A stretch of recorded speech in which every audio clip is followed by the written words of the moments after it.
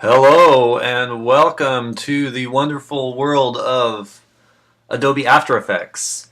My name is Mr. Zebarth and I will be guiding you in your journey to moving shapes, pictures, movies, and turning them into dynamic animations. So let's get started. After Effects is a very intimidating looking piece of software. I myself was very intimidated by it when I first used it. So I'm going to kind of try and walk you through the steps as gently as I can. But don't be too scared of it because you'll see. There's some confusing things, but really it's pretty logical application. So let's get started. This is the welcome screen.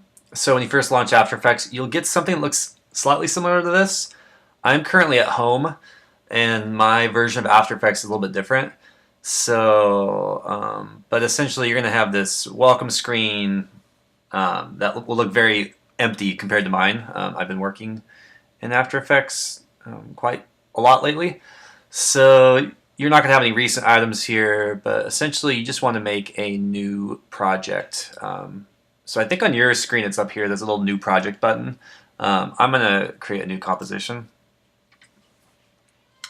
And once you make that new project, you'll end up here in After Effects. I want to make sure that you are working in the same workspace I am, so the windows should all look the same. So up here in the top, you're going to have these options. One will say Essentials, one will say Standard. And I want you to be working in the Standard workspace. If, for whatever reason, there's nothing up here, look under the Window menu, choose Workspace, and then select Standard. There's another one called Essentials that I think is on by default. So if there's a little blue link up here that says Essentials, you're going to want to turn that off and back to Standards. So that should be kind of the last of the differences in the user interface here. So pretty much everything from now on, we should be looking exactly the same. The way After Effects works is you can create multiple compositions, multiple animations. You can think of compositions as just your little, animation files. To make a new composition, you can go under the Composition menu and choose New Composition. So go ahead and do that. Right now, we really can't do anything until we make a composition in After Effects. We're just looking at an empty, untitled project. So Composition, New Composition. This gives you the composition settings. We're going to rename this, so composition name. Let's call this First. One thing, I don't know what yours will say by default, but you want it to say 640 by 480. So I have a feeling it's probably something like this. This 1080p. So we want to work in a lower resolution since our computers are a little older. And I want this to change to 640 by 480. So if I click on this little blue number here, whenever you see something that's blue, it's usually like you can either click on it to type in a value. In this case, I want it to be 640.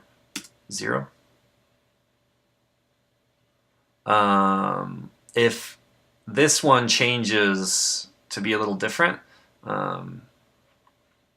sometimes like you'll type in 640 and this number will be something like 400 or 300.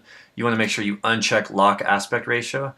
That lets me dial in whatever number I want. 111 by, click on that, 222. So yeah, uncheck lock aspect ratio and then type in 640 and then click here, 480.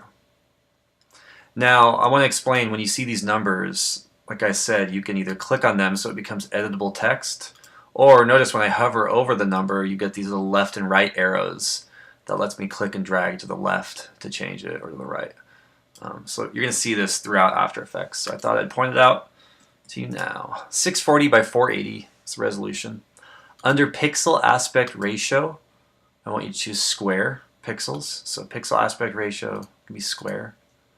And then the frame rate should be 30 frames a second. This is very close, right? 29.97. But let's click on the little triangle here, drop down menu, and just choose 30. Resolution's full, sure. Starting time code. This is the time code. Time code is broken up. There's 1, 2, 3. There's 4 sets of numbers here. First number stands for hours. Second number stands for minutes. Third, seconds. And then the last set are the frames. So because we have a frame rate of 30 frames a second, 1 second will be 30 frames. This animation, I want it to be 3 seconds.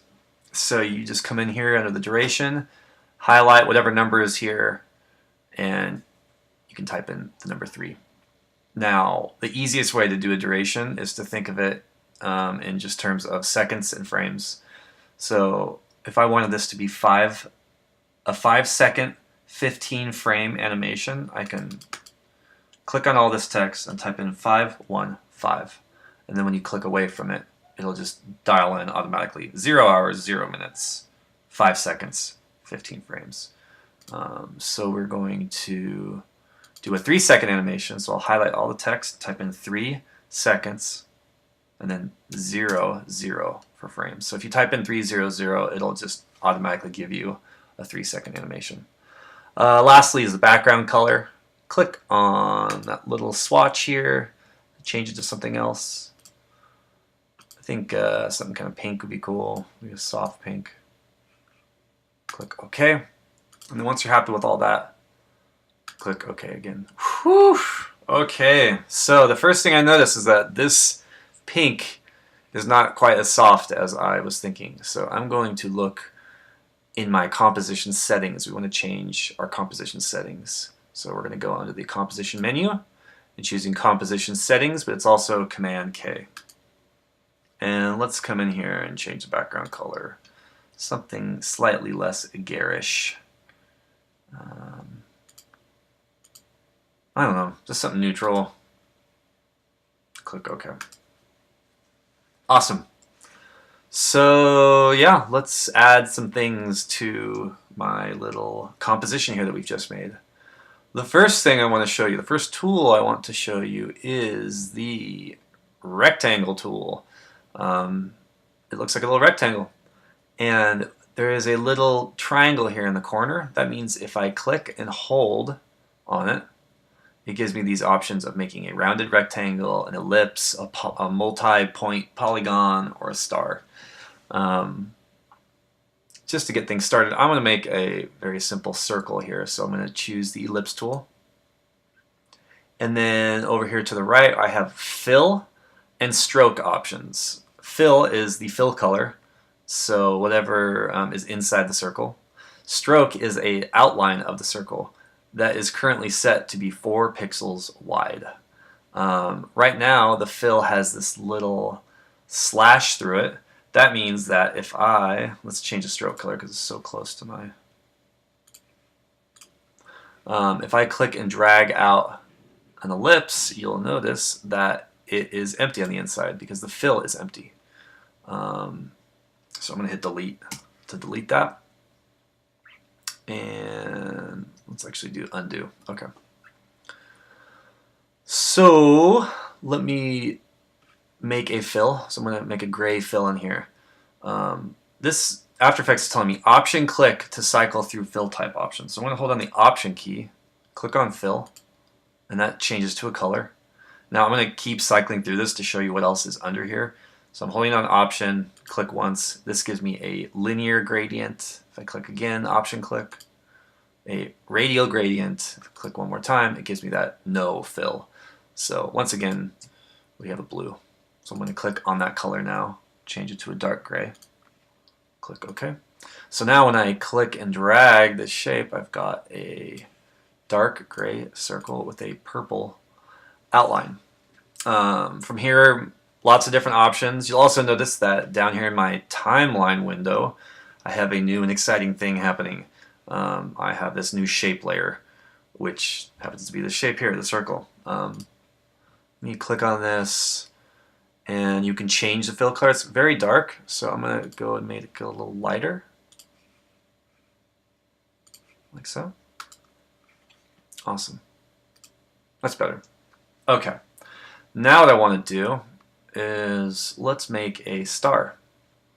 So I'm going to click here underneath this ellipse tool, click and hold, and we can choose a star.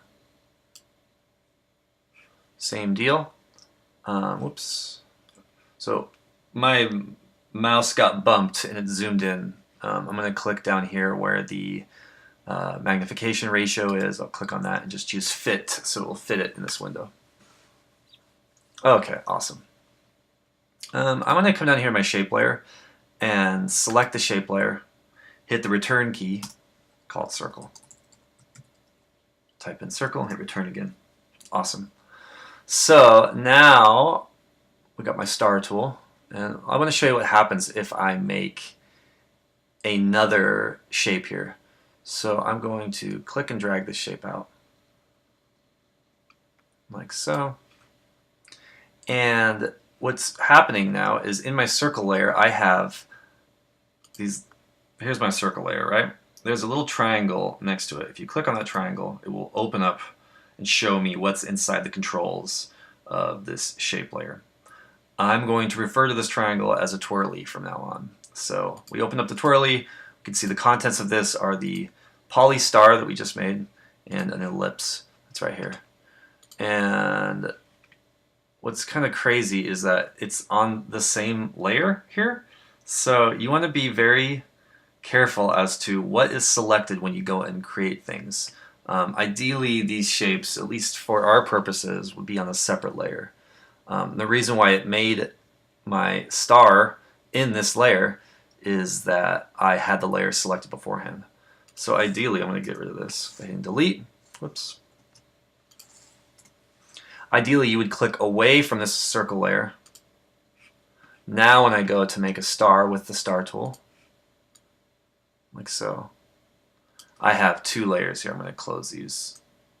I have a circle layer and a shape layer now that we know has a star in it, so I'm going to select that, hit return on the keyboard, call it star, and then return again to set that.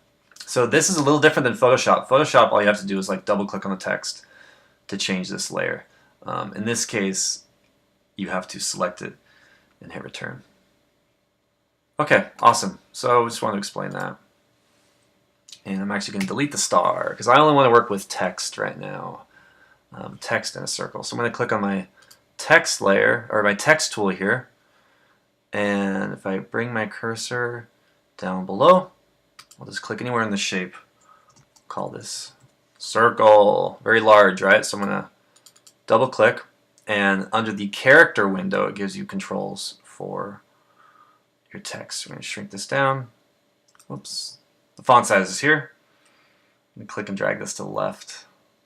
I could also just click on the text, type in something like 80, and then move it into the circle. So notice that I can either select the text when I highlight it, or if I bring my cursor away from the text, it turns into a move tool, which I can then use to move around.